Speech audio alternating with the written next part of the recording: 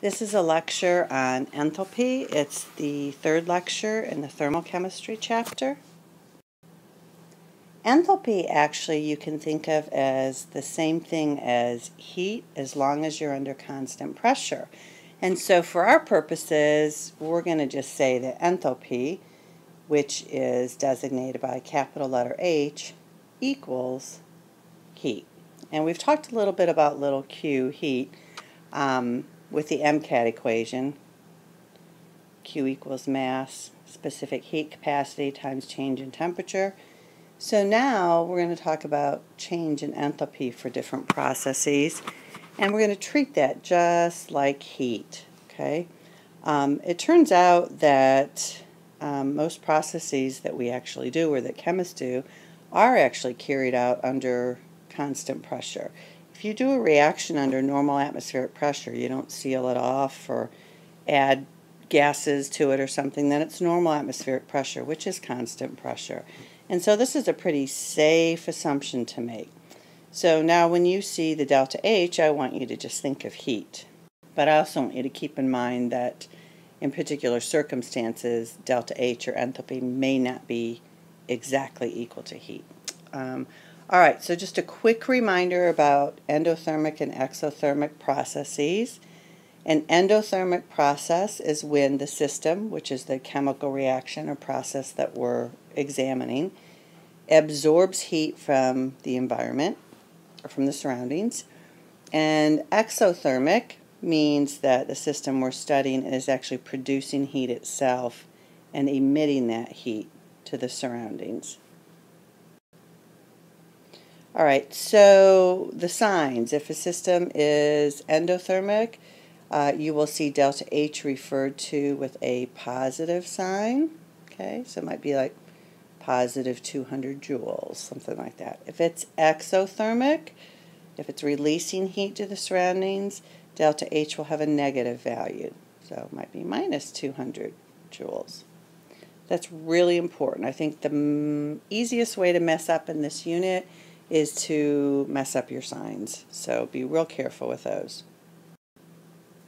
All right, so we learned in the last lecture that heat, which we were calling Q at the time, can be measured in calorimetry, okay? But you don't always have to measure the heat released or absorbed by a process. Sometimes you can estimate what it will be through a couple different types of calculations. So that's what this lecture is going to be about, is how do we calculate the heat released or absorbed by a process. So there are basically two ways to calculate that, but let me first make sure that you understand what we mean by delta H, or change in enthalpy of a reaction. So let's look at a typical combustion reaction. CH4 is methane, that's natural gas, and just like any other hydrocarbon, if we combine it with oxygen under the right conditions, it will combust to produce carbon dioxide and water.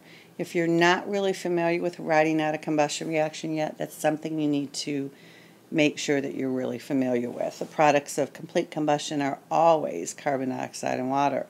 So that's kind of an easy reaction to write out. One of the reactants is always molecular oxygen.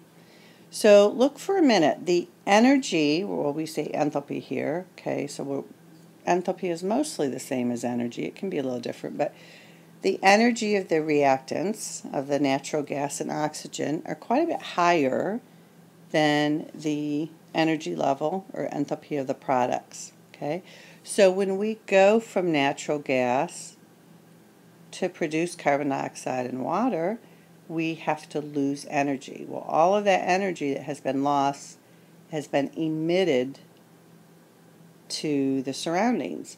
Okay, so that's why combustion is always exothermic. So I want you to look at a minute at the situation, the relative energy levels of reactants and products of an exothermic reaction. If a reaction is exothermic, the reactants will always be higher energy than the products. Okay, and you've got to do something with that difference in energy. It gets let out or emitted into the atmosphere or surroundings. So the change in enthalpy of a process is the enthalpy of the products minus the enthalpy of the reactants. So this is just to get it mathematically correct, okay? And you will end up with a negative sign if it's exothermic. Some real-life examples of endothermic and exothermic reactions. I'm sure you've all had hand warmers, and you kind of mess with them until you hear a snap inside, and basically you're getting things reacting when you do that. In the case of a hot pack, one type of them anyway, you have iron filings, little iron metal pieces, and they're oxidized inside there. That's an exothermic reaction, and the heat warms up your hands. Cold packs, kind of the opposite. There are actually some reactions that will occur. This is just actually simply dissolving a very, very soluble compound, ammonium nitrate, in water. And it's an endothermic process. It absorbs heat as it dissolves and from the surroundings, and the surroundings happen to be your hand, okay? So if you have a cold pack and you put it on your hand, it is going to pull in the heat from your hand and as a result make your hand feel cold. Alright, so a couple things before I start teaching you how to calculate the enthalpy of a reaction. It is an extensive property. That's a vocabulary term we learned in the very beginning of the semester that you may not remember. But basically what extensive means is that the value of whatever that property is depends on how much you have. Okay? And so that's the case with enthalpy. Okay, so if you're combusting methane, natural gas for example, the more you combust, the more enthalpy you're going to have. Okay, the more heat you're going to have. It's kind of common sense. So enthalpy is an extensive property. There are properties that don't depend on how much you have, like the density. Density of water is 1.0 gram per milliliter, regardless of whether you have a drop of it or a gallon of it. So there are some intensive properties. So another thing to remember, because it is an extensive property, you have to pay attention to how many moles or how many molecules, however quantity is expressed that you have. So if you're looking at a chemical reaction and it gives you the change in enthalpy for that reaction, this is really important, by the way. So if you're kind of daydreaming while I'm talking, snap back into it. This is a really important feature. The enthalpy that is given with a chemical reaction is for the exact quantities given in this balanced chemical reaction. So an enthalpy of minus 2,044 kilojoules, so this many kilojoules is emitted from exactly 1 mole of propane, 5 moles of oxygen, 3 moles of carbon dioxide, and 4 moles of water. If I ask a question and say how much enthalpy is produced from 2 moles of propane instead of 1, what do you need to do? You would need to multiply the given enthalpy change by 2. Okay? So keep that in mind. Look at exactly, if you're given delta H, look at exactly the amount that it's for and make sure the question matches that amount. Alright, so this is kind of being redundant what I just said, but just to give you a specific example, if the enthalpy for oxidation of carbon or combustion of carbon, that's just charcoal by the way, the big black briquettes, pure carbon, if that enthalpy, its exothermic reaction is 393.5, then burning 2 moles of carbon would produce 2 times that amount, or 787 kilojoules.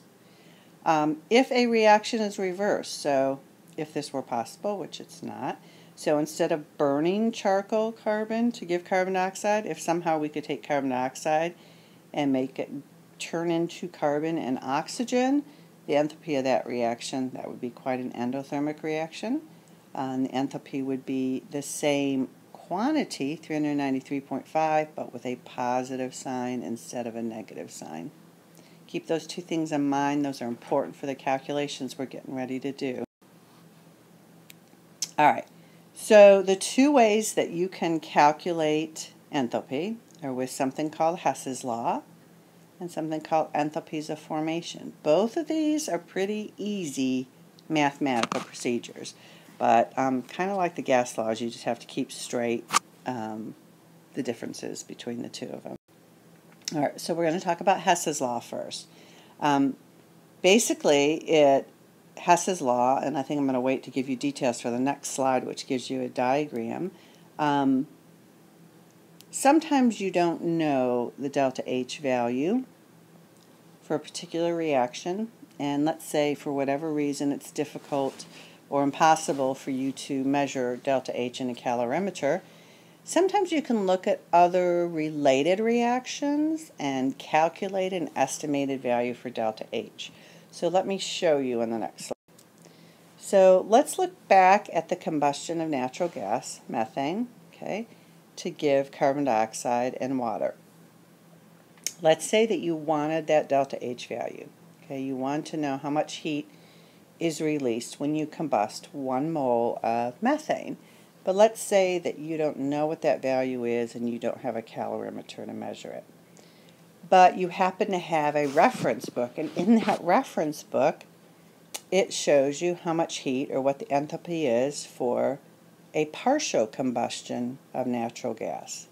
Okay, to give you, instead of complete combustion, give you carbon dioxide, partial combustion to give you carbon monoxide. Let's say it knows that value for you. It's in the textbook, releases 607 kilojoules of heat, and you also just happen to see in that reference book that the subsequent reaction of carbon monoxide to give you carbon dioxide is 283 exothermic. And so what Hess's Law says is if you have these individual steps of reactions that when you put them together and add them up, they give you the overall reaction you're looking for. Hess's Law says go ahead and add these delta H values of the individual steps, that you'll get the same value you would if you did the complete reaction. So if that seems confusing at all, let me show you an example. It's actually very easy. Before we get going on an actual example, there are 2 rules that you need to keep in mind for Hess's Law, and I kind of alluded to them earlier. But if the reaction is reversed, so instead of, as I said before, instead of methane being combusted to give you carbon dioxide, if the reaction is written in the opposite way, in other words, if we could take carbon dioxide, react it with water, and get back our methane and oxygen, if it's written reversed, you need to change the sign of delta H. If it was minus to begin with, you need to change it to plus. Also, if the reaction is multiplied by a coefficient, so let's say instead of 1 mole of CH4, if the question's asking you for 2 moles of CH4, then you need to take the delta H value given and multiply it by 2 also. All right, here it's probably the easiest way. All right, so here's another combustion reaction. Hess's Law will always give you individual reactions. So you can see in this particular problem, you are given 3 individual reactions, and then you are asked to calculate the enthalpy of reaction for some other different reaction. Now I want you to just kind of look at the similarities and differences between the reaction that you're supposed to find a delta H for and the ones that are given, as given information.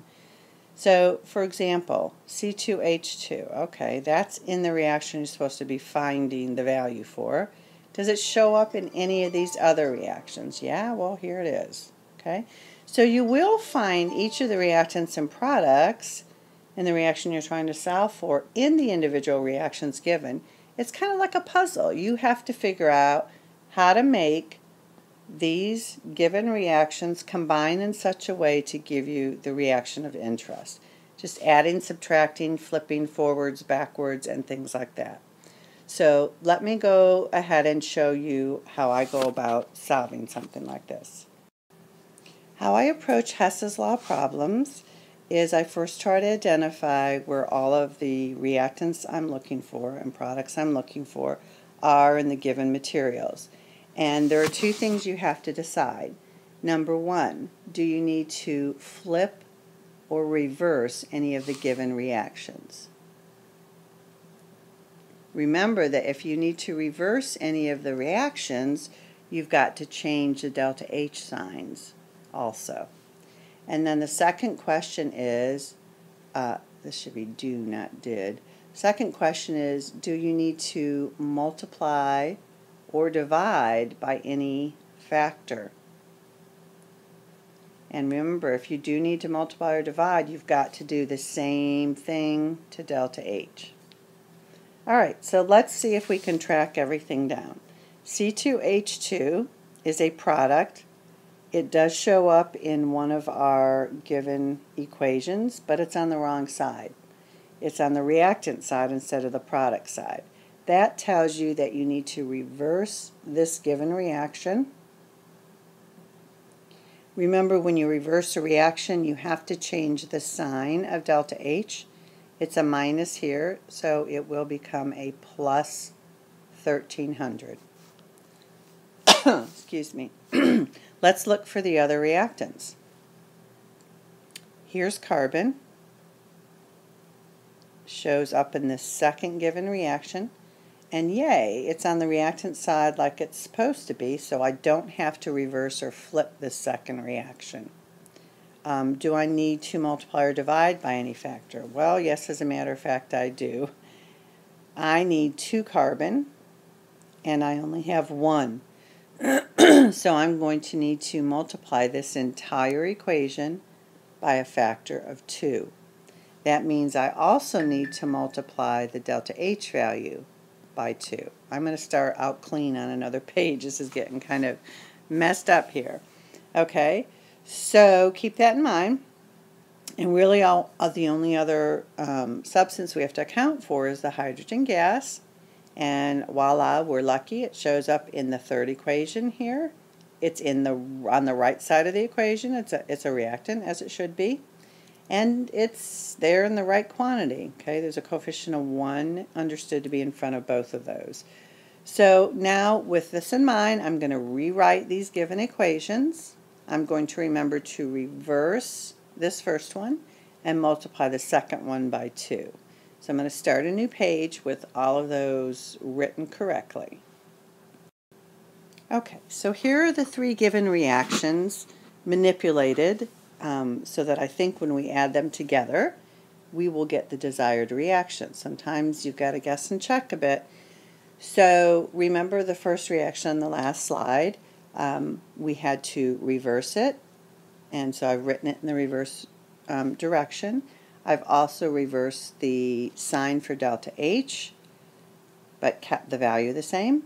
The second reaction, we had to multiply everything through by 2, which means we also have to multiply the delta H value by 2. So that is now minus 788 kilojoules. And the third reaction was good just as written, so I just rewrote it. That's a minus. And so now what you want to do is you want to literally add these reactions together.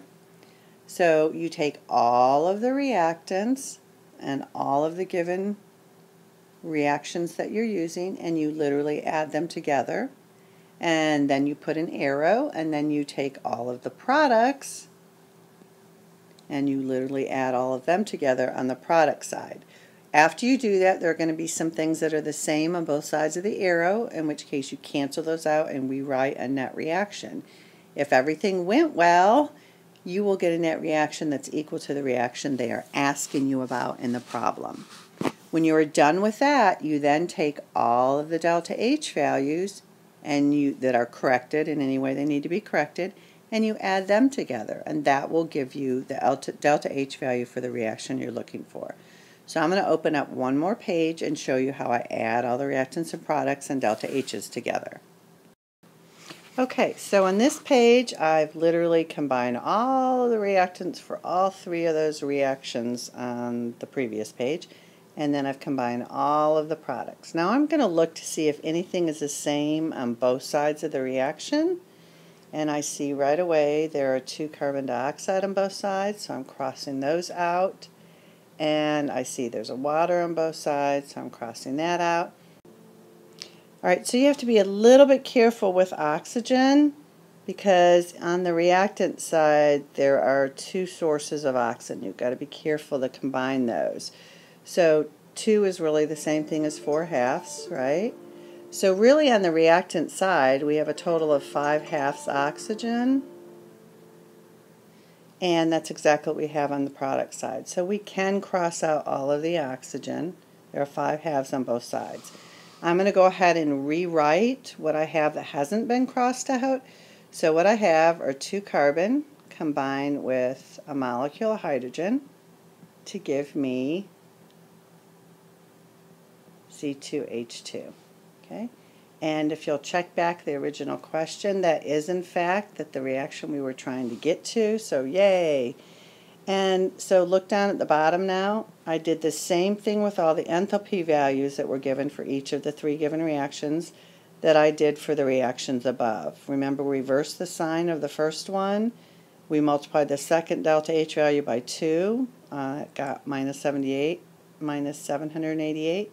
And the third reaction we kept is we didn't manipulate it, so we kept the delta H. When you combine all those terms, that tells you that delta H of reaction for this reaction is 216 kilojoules. That is an endothermic reaction. It requires heat absorbed from its surroundings to occur. And that's how Hess's Law works. It really is just kind of like a puzzle. I strongly encourage you to work several of them though, because there are all sorts of quirky little things you need to do. Sometimes you need to divide. Sometimes they give you a given reaction that you don't even need to use. So you really need to practice so that you won't panic on a quiz or test. So here's one more Hess's Law example. And instead of just painstakingly going through it with you, what I strongly encourage you to do is turn off this lecture.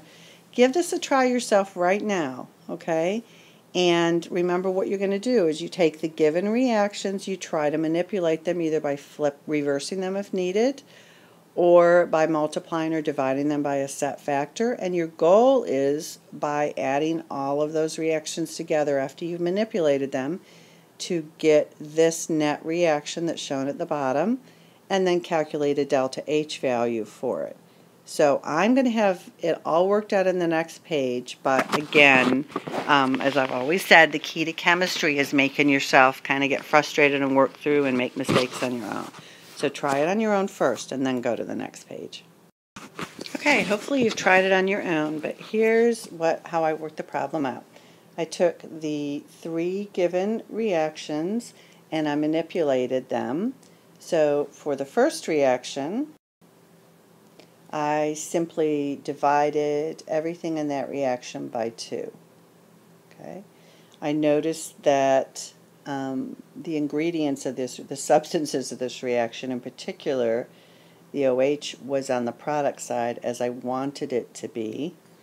So I kept it and I didn't reverse it. I just divided it by 2, so I had to divide the delta H value by 2. The second 2 given reactions, I divided them by 2, but I also had to reverse each of them because I noticed that the substances, particularly the singular oxygen and singular hydrogen, were on the wrong sides of the reaction when originally given. So I flipped them, reversed them, and I divided them by 2.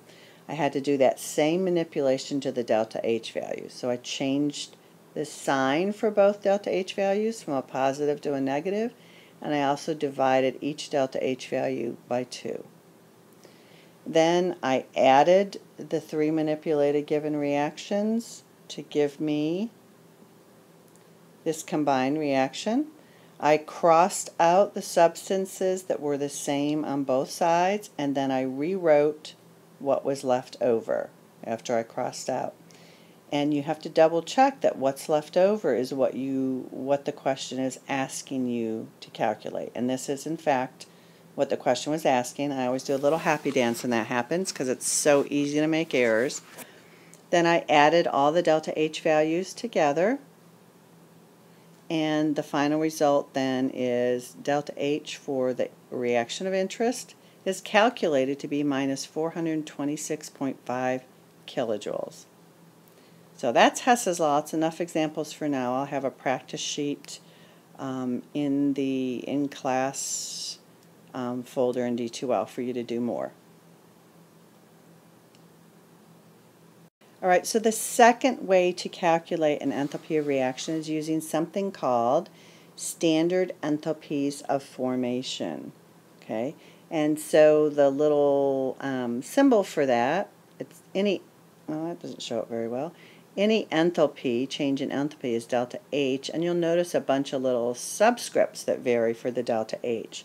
Well, enthalpy of formation has a little F for formation. And you may have noticed that when we're talking about enthalpies of reactions, a lot of times the subscript will be RxN. That's the chemist's abbreviation for reaction.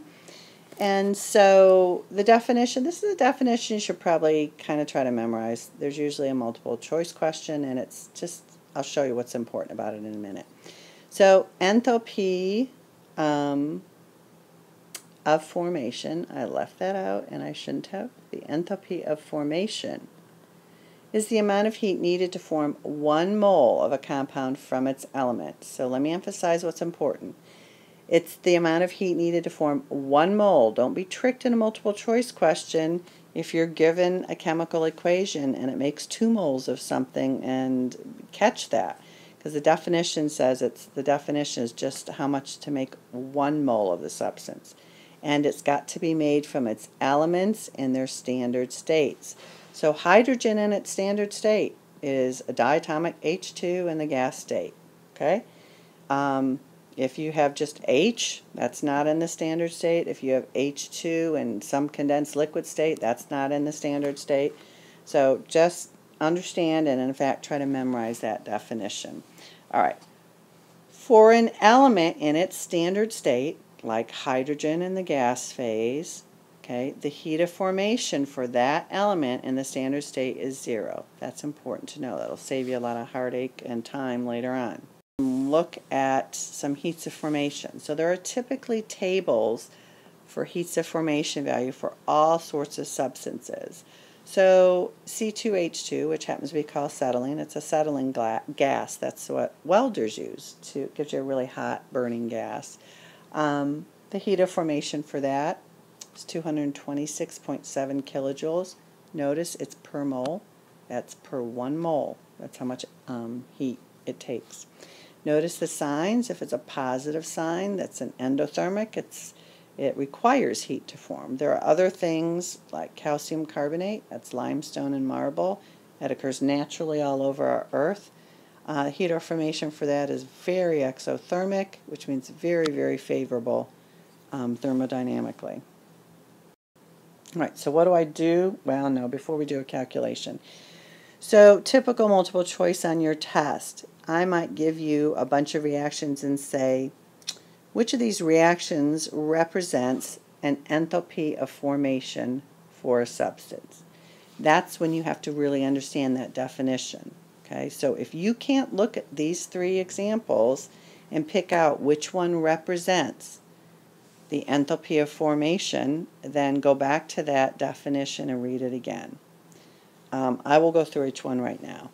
The definition said it was enthalpy of formation is the enthalpy it takes to form 1 mole of the substance. So this first one, A, it's 1 mole, that's good, from its elements in their standard state. Well, oxygen is an element, its standard state is a gas, it's diatomic, that looks good.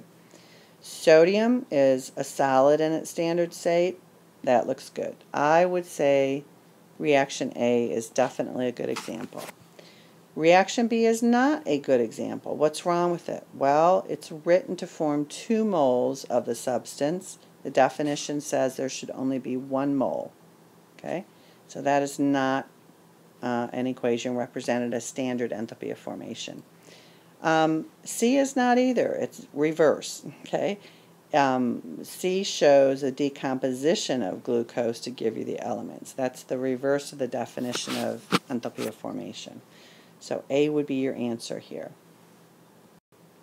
All right, so this equation, which you need to commit to memory, it's actually very easy. It's a second way to calculate delta H, or enthalpy of reaction. We just used Hess's law. That was the first way we learned to calculate delta H of reaction. Now we're going to do it with heats of formation.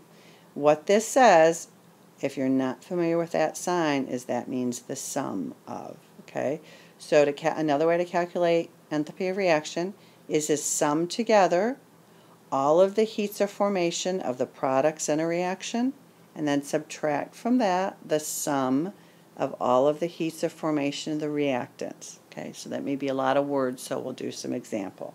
This little N and M represent the stoichiometric coefficients in the balanced chemical equation. All right, so here's an example. Here's a reaction, combustion, of course. Combustion is very popular in thermochemistry.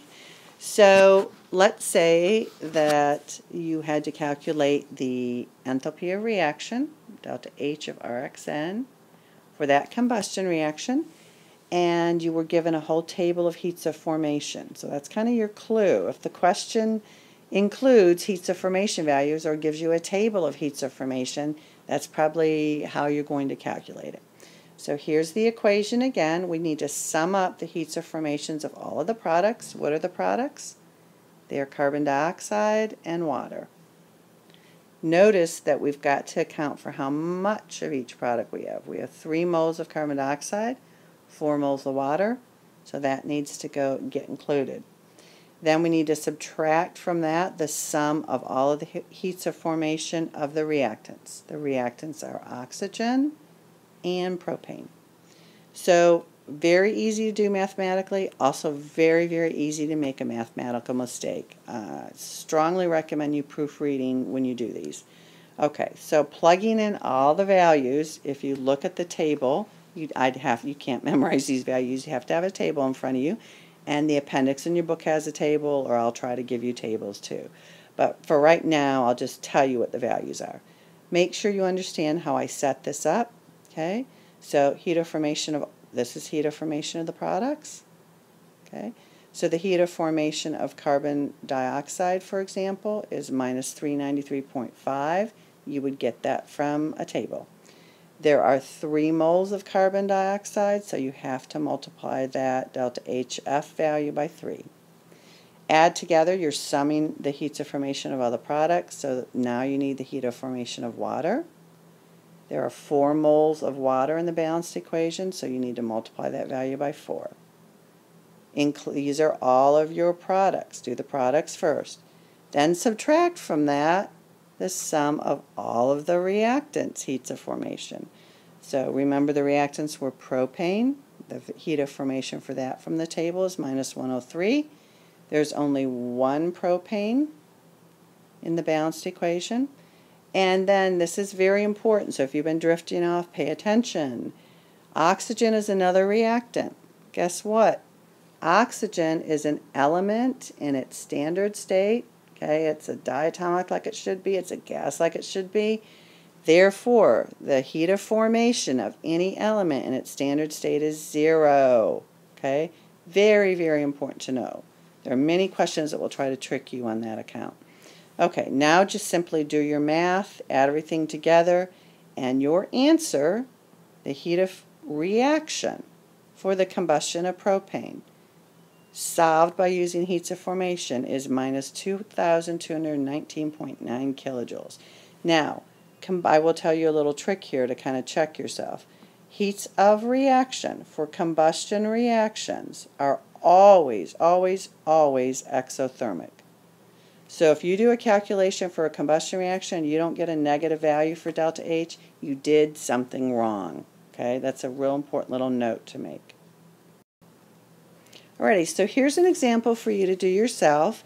So what you can do is either flip back a few slides where I gave you a table of heats of formation, or you can go to an appendix in your textbook, or you can just Google tables of heats of formation and see if you can go ahead and do this problem.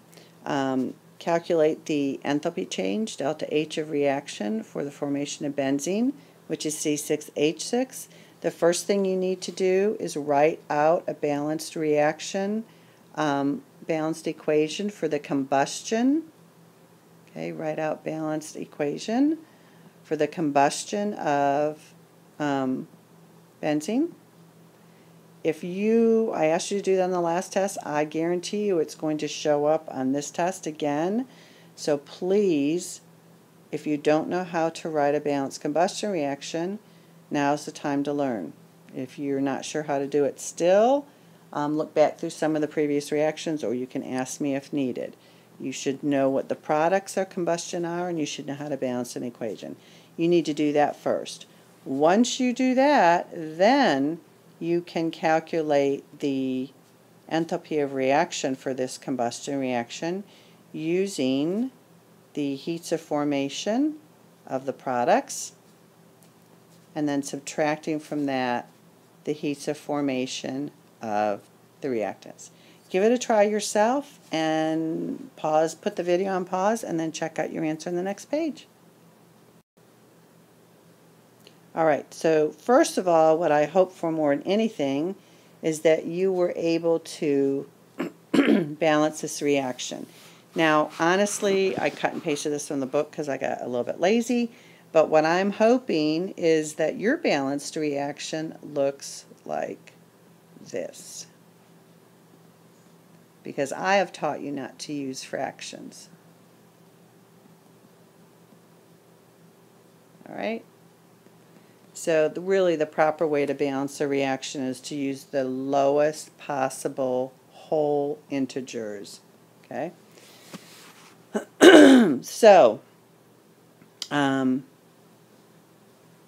your heat of reaction, your coefficients might be a little bit different if you used whole numbers, which I hope you did.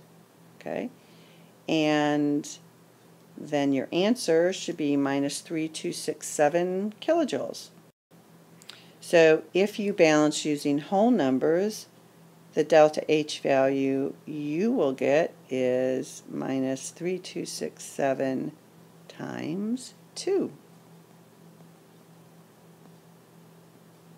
Alright? So if that's what you got, you're in awesome shape. Great job. And I just realized that I put a blank slide in the end. Okay, make sure you take the quiz in learning catalytics.